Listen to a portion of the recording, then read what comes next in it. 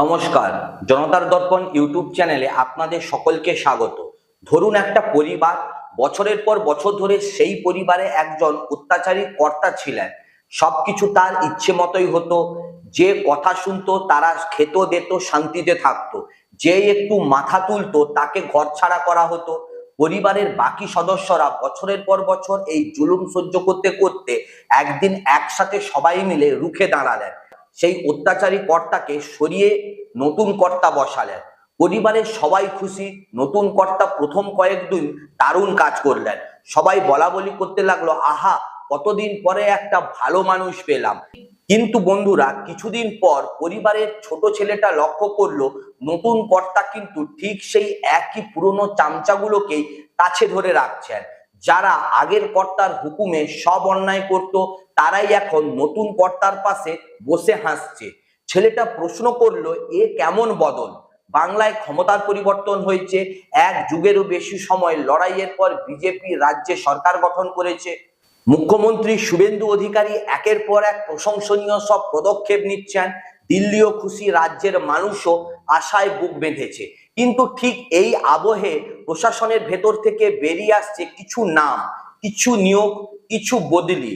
আর সেগুলো দেখে কিন্তু একটাই প্রশ্ন উঠছে, আমলা বাছাইয়ের ক্ষেত্রে নতুন সরকারও কি সেই পুরনো পথেই হাঁটছে? দিদির মতোই কি দাদার পথ? আজ এই প্রশ্নের উত্তর আমরা খুঁজবো, তথ্য দিয়ে, যুক্তি দিয়ে, সম্পূর্ণ নিরপেক্ষভাবে। আর ভিডিও শেষে এমন একটা বিশ্লেষণ থাকবে যা হয়তো আপনারা কখনোই ভাবেননি। তাই দয়া করে ভিডিওটি শেষ পর্যন্ত দেখুন। এই পুরো বিষয়টা বুঝতে হলে বন্ধুরা আমাদের একটু পেছনের দিকে যেতে হবে, কারণ বর্তমানকে বুঝতে হলে অতীতটাও জানা দরকার। তৃণমূল কংগ্রেসের দীর্ঘ এক যুগের শাসনে পশ্চিমবঙ্গের আমলাতন্ত্র কেমন ছিল একটু খোলামেলা ভাবে, নিরপেক্ষ ভাবে বলা যাক।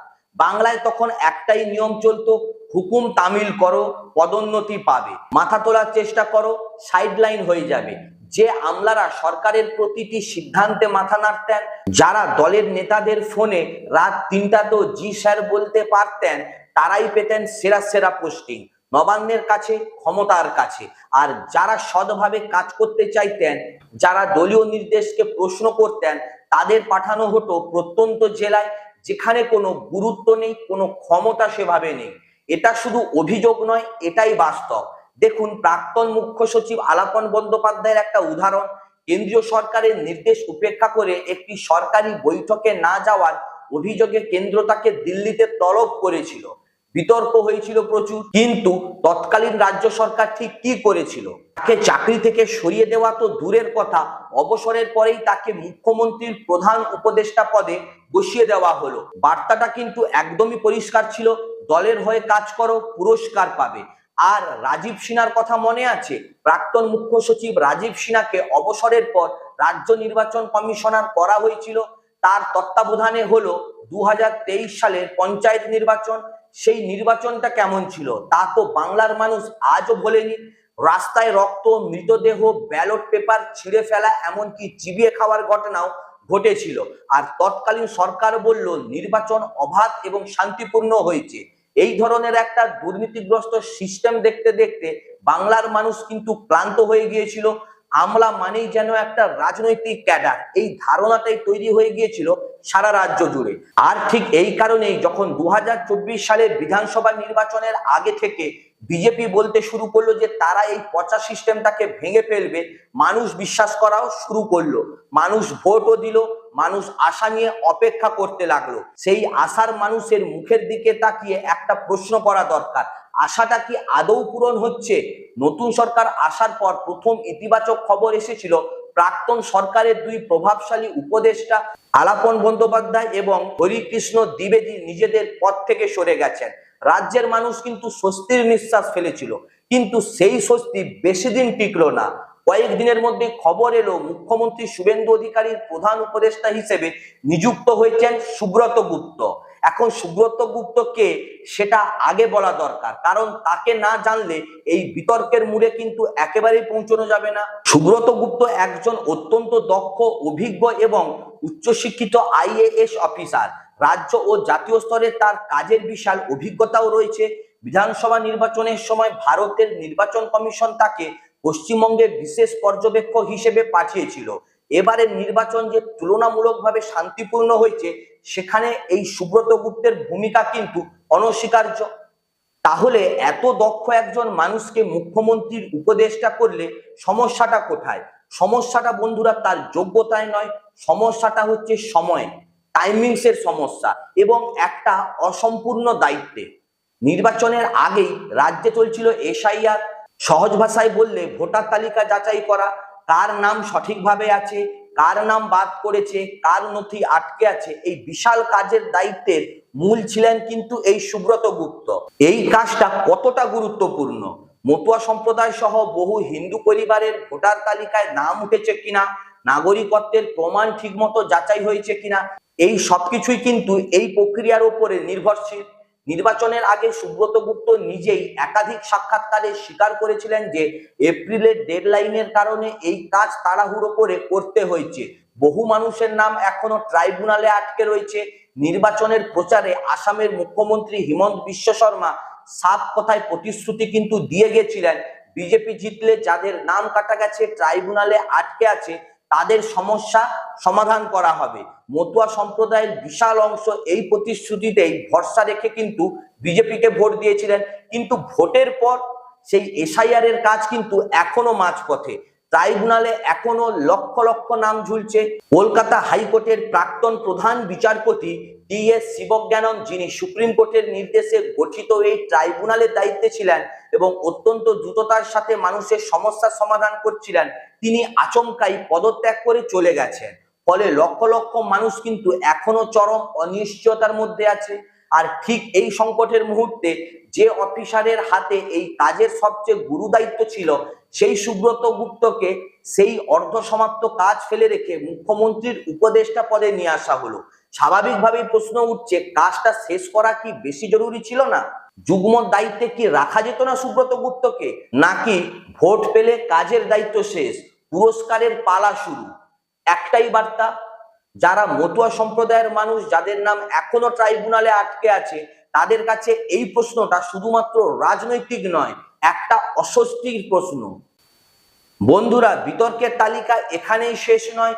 এবার আসা যাক দ্বিতীয় গুরুত্বপূর্ণ সিদ্ধান্তে, মনোজ আগরওয়ালকে রাজ্যের নতুন মুখ্য সচিব করা। মুখ্য সচিব মানে কি? সহজভাবে বললে রাজ্যের গোটা প্রশাসনের সর্বোচ্চ আমলা পদ। মুখ্যমন্ত্রীর ঠিক পাশে দাঁড়িয়ে রাজ্য সরকার চালানোর দায়িত্ব। এটা শুধু একটা পদ নয়, এটা একটা বিশ্বাসের জায়গা। মনোজ আগরওয়াল কে?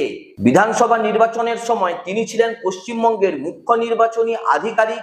সরকারের যুক্তি কিন্তু একেবারেই পরিষ্কার, তিনি রাজ্যের বর্তমানে সবচেয়ে সিনিয়র আইএএস অফিসার। সিনিয়রিটির নিয়ম মেনেই তাকে মুখ্য সচিব করা হয়েছে, কোনো রাজনীতি নেই। এই যুক্তি কিন্তু টেকনিক্যালি একদম ঠিক, কিন্তু এর পরেই আছে আসল গল্পটা। নির্বাচন কমিশন যখন বিধানসভা ভোটের আগে পশ্চিমবঙ্গের জন্য সিইও খুঁজছিল, তখন তাদের কিন্তু একটাই শর্ত ছিল। সেই শর্তটা কি আপনারা জানেন? একজন অফিসার দরকার যার চাকরির মেয়াদ আর মাত্র 5-6 মাস বাকি। কেন এই শর্ত? কারণ অত্যন্ত যুক্তিসঙ্গত। যে অফিসারের চাকরি আর কয়েক মাস, তাকে কোনো শাসক দল চাইলেও বদলির ভয় দেখিয়েও বা পদোন্নতির প্রলোভন দিয়েও প্রভাবিত করতে পারবে না। কারণ তিনি হারাবার ভয় নেই, তিনি স্বাধীনভাবে কাজ করতে পারবেন। নির্বাচন কমিশন ঠিক এই কারণেই কিন্তু এই শর্ত রেখেছিল। মনোজ আগরওয়ালের চাকরির মেয়াদ শেষ হচ্ছে আগামী জুলাই মাসে, অর্থাৎ তিনি মুখ্য সচিব হয়েছেন মাত্র 2 মাসের জন্য। এখন ভাবুন, রাজ্যের সবচেয়ে গুরুত্বপূর্ণ প্রশাসনিক পদ মুখ্য সচিব, এই পদে এমন কাউকে বসানো হলো যিনি মাত্র 2 মাস পরই অবসর নেবেন। এই 2 মাসে তিনি কোনো দীর্ঘমেয়াদী পরিকল্পনা করতে পারবেন না, কোনো বড় সংস্কার আনতে পারবে না। আর অবসরের পর স্বাভাবিকভাবেই প্রশ্ন উঠবে, তিনি কি সেই পুরস্কারের অপেক্ষায় আছেন যেটা আলাপন বন্দ্যোপাধ্যায় পেয়েছিলেন? বাংলার মানুষ প্রশ্ন করছে, রাজ্য কি কোনো তরুণ, সৎ, মেধাবী আইএএস অফিসার নেই যাকে এই পদে বসানো যেত? বিগত তৃণমূল সরকারের আমলে যারা সততার সাথে কাজ করতে চেয়েছিলেন এবং সেই কারণে কোণঠাসা হয়ে পড়েছিলেন, বঞ্চিত হয়েছিলেন, তাদের কি এই নতুন সরকার কোনো সুযোগ দেবে না? নাকি সেটাই হওয়ার ছিল সেটাই হলো? এবার আসা যাক তৃতীয় ঘটনায়, এবং এটি আমার কাছে তিনটির মধ্যে সবচেয়ে বেশি আকর্ষণীয়। আচ্ছা বন্ধুরা, আপনাদের কি মনে আছে নন্দীগ্রামের প্রাক্তন বিডিও সুরজিৎ রায়ের কথা? রাজনৈতিক মহলে এই নামটা কিন্তু অনেক দিন ধরেই খুবই আলোচিত। শুভেন্দু অধিকারীর সাথে তার সুসম্পর্কের কথা প্রায় সবাই জানে।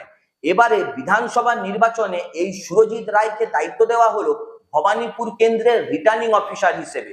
ভবানীপুর, যেটি তৃণমূল কংগ্রেস এবং প্রাক্তন মুখ্যমন্ত্রী মমতা বন্দ্যোপাধ্যায়ের নিজের আসন হিসেবে সুপরিচিত।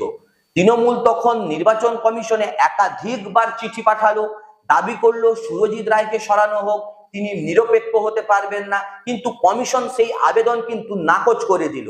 সুরজিৎ রায় ভবানীপুরে ভোট পরিচালনা করলেন, ভোট শেষ, বিজেপি জিতলো, আর ভোট মেটার কয়েকদিনের মধ্যেই সেই সুরজিৎ রায়কে সরাসরি ট্রান্সফার করা হলো মুখ্যমন্ত্রীর দপ্তরে, অর্থাৎ সিএমও তে। বন্ধুরা, এবার আমি আপনাদেরকে একটা উদাহরণ দিচ্ছি, শুধু মন দিয়ে শুনুন।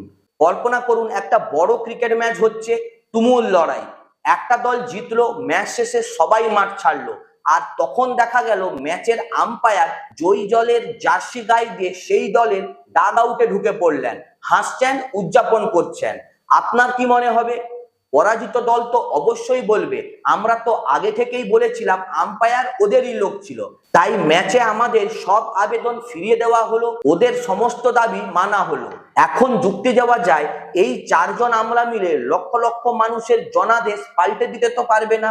গণতন্ত্রের জনতাই সর্বে সর্বা।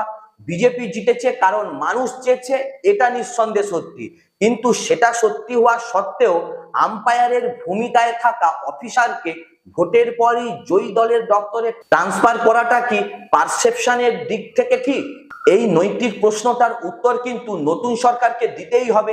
এড়িয়ে গেলে বিরোধীরা এই অস্ত্র বারবার ব্যবহার করবে। এখন সরকার সমর্থকরা কি বলছেন? তাদের যুক্তি হলো, একটু দেখা যাক, কারণ বিতর্কের একটাই দিক দেখলে সেটা বিশ্লেষণ হয় না, সেটা প্রচার হয়। প্রথম যুক্তি, এটা কাকতালীয়, নির্বাচনের সাথে এর কোনো সম্পর্ক নেই। এই যুক্তি সম্পূর্ণ উড়িয়ে দেওয়া যায় না। প্রশাসনিক নিয়োগে অনেক সময় কাকতালীয় মিল থাকে, সব মিলেরই রাজনৈতিক ব্যাখ্যা থাকে না।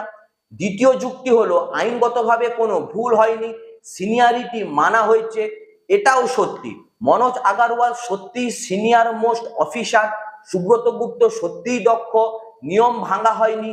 তৃতীয় যুক্তি, এটা সবচেয়ে বিপজ্জনক, কিছু সমর্থক সমাজ মাধ্যমে বলছেন তৃণমূল 10 বছরের আমলানীতি দিয়ে রাজনীতি করিয়েছে, আমরা করলে দোষ কি, যা করেছি বেশ করেছি। এই যুক্তিটা সবচেয়ে ভয়ঙ্কর, কিন্তু কেন? কারণ এই যুক্তি মানলে বিজেপির সাথে তৃণমূলের পার্থক্যটা ঠিক কোথায় থাকলো?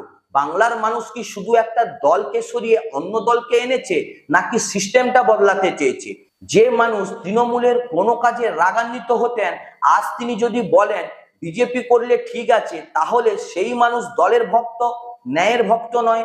আর রাজনীতিতে শুধু দলের ভক্ততা থাকলে কোনো দলই কখনো জবাবদিহি করতে বাধ্য হয় না। তাহলে বন্ধুরা, শেষ কোথায় আমরা দাঁড়িয়ে আছি এখন? সত্যি কথাটা হলো, এই তিনটা ঘটনার কোনোটিতেই কিন্তু আইন ভাঙা হয়নি। টেকনিক্যালি সরকার পরিষ্কার, কিন্তু রাজনীতিতেও শুধু আইনি পরিষ্কার থাকলে হয় না, পারসেপশন বা মানুষের মনে তৈরি হওয়ার ধারণাও অনেক সময় আইনের চেয়েও বড় হয়ে দাঁড়ায়। বাংলার মানুষ নতুন সরকারকে যে বিপুল সংখ্যাগরিষ্ঠতায় জয়ী করেছে, তার পেছনে একটাই কারণ, পরিবর্তনের আশা। শুধু মুখের পরিবর্তন নয়, বাস্তবতার পরিবর্তন, ব্যবস্থার পরিবর্তন, সিস্টেমের পরিবর্তন। বর্তমান মুখ্যমন্ত্রী শুভেন্দু অধিকারী অনেক ভালো কাজ করছেন, সেটা অস্বীকার করার কোনো জায়গা নেই, কিন্তু এই আমলা নিয়োগের বিতর্কগুলো যদি বারবার সামনে আসতে থাকে, তাহলে সেই ভালো কাজগুলোর উপর একটা ছায়া পড়ে। মানুষের আস্থা যদি একবার টলে, তা ফেরানো কিন্তু অনেকটাই কঠিন। আমি একটা কথাই নতুন সরকারকে বলতে চাই, প্রশাসনে এমন মানুষ দরকার যারা সরকারের অনুগত নয়, রাজ্যের মানুষের অনুগত, যারা রাজনৈতিক দলের ক্যাডার নয়, জনগণের সেবক, যারা পুরস্কারের আশায় কাজ করে না, দায়িত্ববোধ থেকে কাজ করে। বাংলার মানুষ গত 1 দশকে এই সৎ আমলা দেখতে পাননি, তারা চান নতুন সরকার সেটা করে দেখাক। আর যদি নতুন সরকারও সেই পুরনো পথেই হাঁটে, তাহলে বাংলার মানুষ সেটাও মনে রাখবে। তারা একবার ইভিএম এর মাধ্যমে জবাব দিয়েছে, প্রয়োজনে আবারও দেবে। আপনার কি মনে হয়, নতুন সরকারের এই আমলা বাছাই কি সত্যি যোগ্যতা আর সিনিয়রিটির ভিত্তিতেই হয়েছে, নাকি পুরনো খেলাটাকেই নতুন মোড়কে খেলা চলছে। কমেন্ট সেকশনে অবশ্যই জানান। ভিডিওটি ভালো লাগলে লাইক করুন, বন্ধুদের সাথে শেয়ার করুন আর চ্যানেলটিকে সাবস্ক্রাইব করুন। এই ধরনের নিরপেক্ষ বিশ্লেষণের জন্য চ্যানেলটিকে অবশ্যই সাবস্ক্রাইব করুন। ভালো থাকবেন সবাই, দেখা হচ্ছে পরের ভিডিওতে। নমস্কার।